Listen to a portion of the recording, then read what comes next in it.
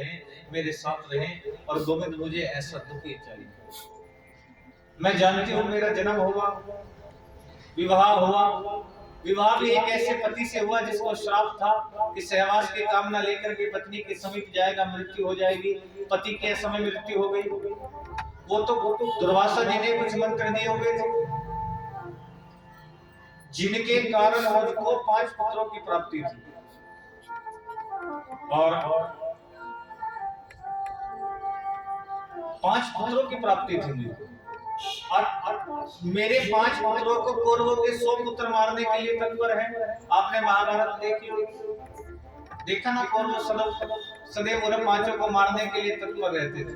कभी लाक्षा गृह में जला करके मारने का प्रयास करते हैं, कभी 12 वर्ष का वनवास, 1 वर्ष का अज्ञातवास, और कई प्रकार से मारने का प्रयास किया, लेकिन क्या मार सके नहीं।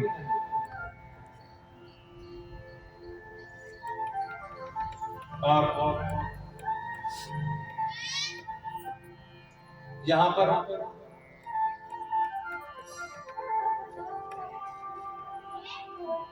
और एक विधवा स्त्री जो वन वन अपने 5 पुत्रों को लेकर के भटक रही है, और जिसके 5 पुत्रों को कौरवों के 100 पुत्र मारने के लिए तत्पर है। और आप ही बताइए कि जब तक दुख था तो मेरे कृष्ण और गोविंद आपने खड़े होकर के कदम कदम पर मेरे 5 पुत्रों की रक्षा की। इस दुख की घड़ी में खड़े होकर के आपने मेरे पुत्रों का साथ दिया, और जब आज सुख की घड़ी आई, आज मेरे पुत्र को राजगद्दी प्राप्त हुई है, तो छोड़ करके जा रहे हो, वो सुख नहीं चाहिए। और दोनों ही तो आपने बनाए हैं, सुख भी आपके बनाए हैं, दुख भी आपके बनाए हैं।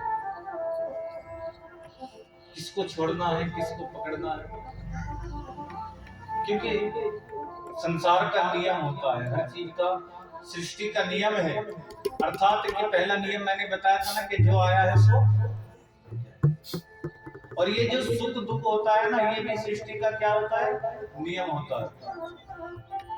दुख भी मैंने कहीं बताया था ना, कई प्रकार के दुख होते हैं। कुछ होते हैं जो अपने स्वभाव से दुखी होते हैं, कि जिनका स्वभाव दुखी होना होता है ना, पहले तो खुद गलती करते हैं और बाद में खुद ही दुखी होते हैं, उनका स्वभाव हो गया दुखी होना। जो अपने कर्म से दुखी होते हैं, जो गलत कर्म करते हैं, तो फिर तो दुख प्राप्त होना है, जो कर्म से दुखी होते हैं। और हम जैसे कि हमारा मन होता है, हम अपने मन को जो पकड़ाते हैं, मन वही पकड़ता है। अच्छी चीजें, हम मन को अगर अच्छी चीजें देखेंगे, है ना, अच्छी चीजें देखेंगे तो अच्छी चीज सीखेंगे। गलत चीज देखोगे तो मन भी उस गलत की ओर ही जाएगा। अच्छी चीज अगर मन को पकड़ाओगे तो अच्छी चीज पकड़ेगा। भगवान की कथा सुनाओगे तो कथा अच्छी लगने लगेगी। जिस चीज को बार बार करोगे ना, वो आपको अच्छा लगने लगेगा। एक दिन कथा सुनोगे अच्छी लगेगी, दूसरे दिन सुनोगे चलो और अच्छी लगेगी, तीसरे दिन सुनोगे और अच्छी लगेगी। और भैया, और जैसे सुनते जाओगे तो उतना ही आनंद आपको कथा में आता हुआ चला जाए। क्यों? क्योंकि आपने अपने मन को क्या सिखाया? कथा सुनना। अपने दिव्या को क्या सिखाया? प्रभु का नाम बोलना। आंखों को क्या सिखाया? भगवान का दर्शन करना। और जो चीज आप बार बार भगवान को की और जाओगे, जो चीज आप मन को बार बार सिखाओगे, वही चीज क्या होता है कि आदत पड़ जाती है, चीज को सीख जाती है। देखते हैं ना, जैसे माताएं बहनें सीरियल देखती है ना, देखती हो ना, एक दिन देखते हो ठीक ठाक लगा, दूसरे दिन देखते हो हाँ ठीक है, फिर उसमें मैंने देखा है कुछ, फिर उसको देखने की क्या हो जाती है आदत, और फिर वो उस मोड़ पर ला करके छोड़ देते हैं कि आधे से ज्यादा तो रात भर यही सोचती है कि कल क्या होगा। क्या होता है फिर?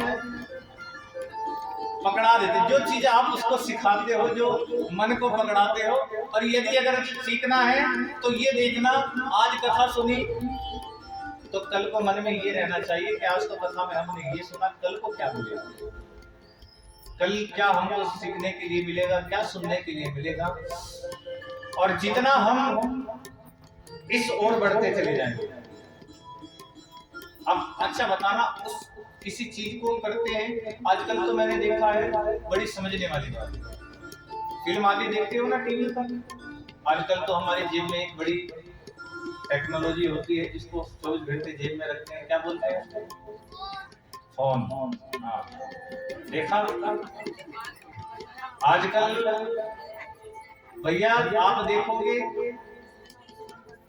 बच्चों को बड़ा प्रिय होता है फोन, होता है ना? आपने देखा छोटे छोटे बच्चे फोन में लगे रहे। और अगर हम बच्चों की क्या कहें, बच्चों से जो बड़े हैं, अब हमारे जो साउंड पर बैठे हैं ना भैया, यहाँ पर बैठे हुए भी फोन पर लगे रहते हैं, है ना? और ये तो कुछ नहीं है, रात के 2-2, 3-3 बजे तक फोन में लगे रहते हैं, और फिर सुबह जब सूर्य देव सर पर आ जाते हैं ना ऊपर के, बेटा उठ जाओ, तब जाकर के आँख खुलती है। होता है ना ऐसे? ध्यान रखना, मैं आपको बताता हूँ, रात को जो जागते हैं ना, रात को जागने से कभी भी आपका शरीर जो होगा ना, आपका साथ देना बंद कर देगा। समय से सो करके समय पर उठना, और समय से सो करके यदि समय पर उठोगे तो तुम्हारे शरीर जो होगा वो शरीर कभी तुम्हारा साथ नहीं छोड़ने वाला। और क्योंकि अब मैंने जैसे बताया था ना, आदत, अब रात को जागने की आदत शरीर को डालोगे तो फिर क्या हो जाएगा, 1-2 दिन जाग लेना, चौथे दिन से अपने आप क्या कहोगे कि हमें तो नींद ही नहीं आ रही, तो वो नींद आना क्या हो जाएगी। अब रोज जल्दी सोने की आदत डालोगे तो क्या हो जाएगा, फिर जल्दी सोने की आदत पड़ जाएगी, सुबह जल्दी उठने की आदत पड़ जाएगी। तो ये शरीर है, ये मन है, इसको जो सिखाओगे वही सीखेगा। और हम आप कथा में आए हो तो कथा में जो सीख रहे हैं, जो हम समझ रहे हैं, वो हम दूसरे को सिखा सकते हैं। सही है या गलत है? सही है। तो हमें आदत पड़ानी है तो क्या, कथा सुनाने की आदत है। और हम तो ये कहते हैं भैया, जिसके जीवन में अगर एक बार कथा आ गई, जिसके जीवन कथा से जुड़ गया, तो समझ लेना फिर वो हटने वाला नहीं है।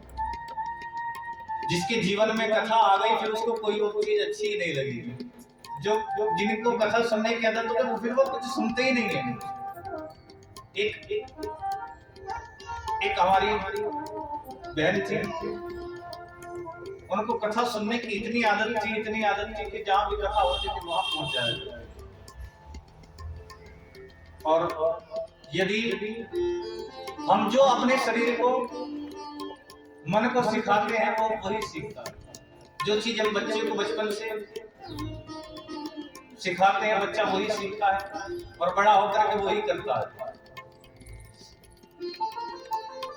तो यहाँ भी हम देखें, पहले के समय में तो भैया बड़ी दुर्लभ थी, आज के समय में कथाएं भी बड़ी सुलभ है। पहले दुर्लभ थी लेकिन अब सुलभ है।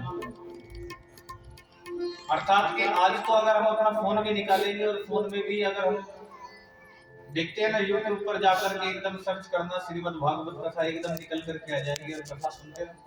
कथा कितनी सुलभ हो गई है ना। और पहले जब ये सब नहीं था तो लोग बात सोचते थे काश कथा हो, हम जाकर के सुने, बड़ा मन करता है। लेकिन आजकल इतनी सुलभ है।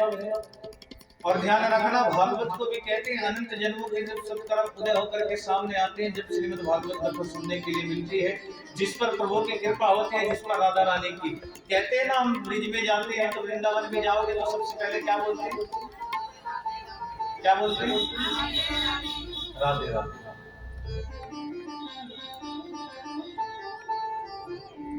चित्रकूट की ओर चले जाए तो वहां क्या बोलते हैं? सीताराम। क्या बोलते हैं? सीताराम। वृंदावन में चले जाओगे तो क्या बोलेंगे? राधे राधे राधे श्याम। तो अर्थात है कि देखो, हर चीज में, मैंने कल बताया था ना आप सभी को, बड़ी समझने वाली बात मैंने आप सभी को बताई थी, शायद समझ में आई थी ना। मैंने कल कहा था कि जो कथाएं होती है, जो धर्म कार्य होता है, उसमें सबसे ज्यादा महिलाएं क्यों दिखती है? माताएं बहनें। अर्थात कि माताएं बहनें जो होती है, सर्वप्रथम जो धर्म होता है, धर्म को लेकर के चलती है, मातृ शक्ति। हर चीज में अगर हम चले जाएंगे तो राम से पहले किसका नाम आएगा? किसका? सीताराम। वृंदावन में चले जाओगे तो सबसे पहले क्या आएगा? राधे श्याम। और अगर अपनी भागवत को भी देखोगे तो भागवत में भी भगवान से पहले श्रीमद् भागवत। सबसे पहले क्या गया श्रीमद् भागवत में? श्री। और श्री का अर्थ क्या है? क्या है? लक्ष्मी। पहले क्या आ गया? लक्ष्मी के अर्थात जो स्त्री होती है वो लक्ष्मी का स्वरूप होती है। और यदि कुछ ऐसे कार्य होते हैं, मैं आप सबसे बताता हूँ, सभी कार्य कुछ ऐसे होते हैं कि जो स्त्री होती है उनको लक्ष्मी कहा गया है। अर्थात कुछ चीजों का हम सभी को परिवार को लेकर के चलना, और परिवार में संध्या बंधन करना, पूजा पाठ करना, ये हम सबका धर्म बनता है। और अपने बच्चों को लेकर के बैठना सिखाना, ये भी हम सबका कर्तव्य बनता है। और श्रीमद् भागवत की तो बड़ी अथाह सागर है। भागवत की अगर हम बात करें, श्री का अर्थ मैंने क्या बताया था अभी आपको? लक्ष्मी। श्रीमद्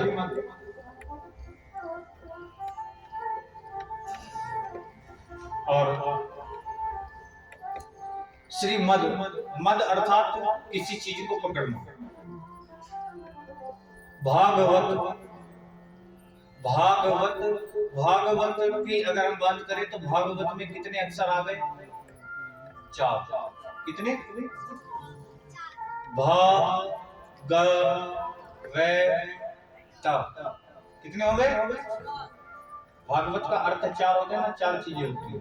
हम कथा में आते हैं ना, तो भागवत का अर्थ क्या है कि कथा में आकर के भय से हो गई भक्ति। कथा में आए हो तो क्या लेना है? भक्ति। क्या मिलनी है? भय से हो गया भक्ति। फिर भा के बाद क्या आता है? क्या? ग। ग से होता है ज्ञान। क्या होता है? ज्ञान। भक्ति अगर नहीं ले सकते तो फिर आ गया ज्ञान, ज्ञान ले लो। और भा गा, फिर क्या गया? वाह। वैसे होता है वैराग्य।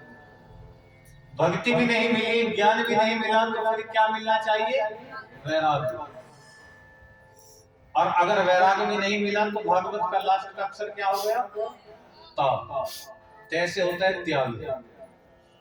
भक्ति नहीं मिली, ज्ञान नहीं मिला, वैराग्य नहीं मिला, तो फिर हमको क्या लेना है? त्याग। त्याग का अर्थ क्या होता है कि अपने जीवन की एक बुराई को यहीं पर त्याग देना।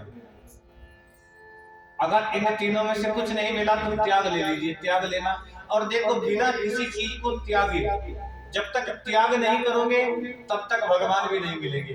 कि भगवान से मिलने के लिए भी त्याग करना पड़ता है। और देखो, त्याग करते हैं कोई भगवान को पाने के लिए, यदि अगर आप समाधि लगा करके बैठोगे तो उसमें भी बहुत चीजों का त्याग करना पड़ता है। अर्थात भगवान की भक्ति करते हैं तो हमें बड़ी चीजों का त्याग करना पड़ता है। हम भगवान की पूजा भी करते हैं तो देखो, कहते हैं कि लहसुन प्याज का त्याग करना पड़ता है ना। जब वैष्णव बन जाते हैं तो वैष्णव बन करके जब भगवान की सेवा करते हैं तो लहसुन प्याज को हमको त्यागना पड़ता है।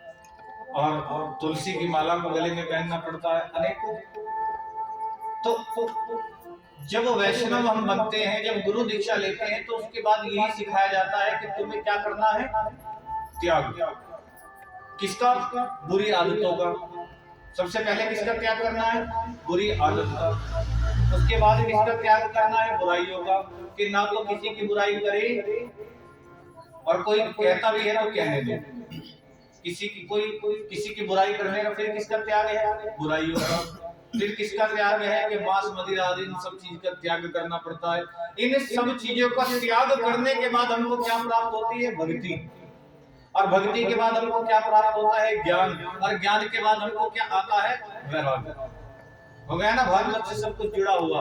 और इनमें से यदि अगर चारों में से एक भी अक्षर अगर तुम समझ गए तो समझ लेना कि फिर आपको किसी चीज को समझने की आवश्यकता नहीं है। तो इनमें से किसी भी चीज को समझना जरूरी है। तृतीय दिवस श्रीमद् भागवत को तो ज्ञान अथाह सागर ज्ञान कहा गया है कि जिसमें अथाह सागर ज्ञान है।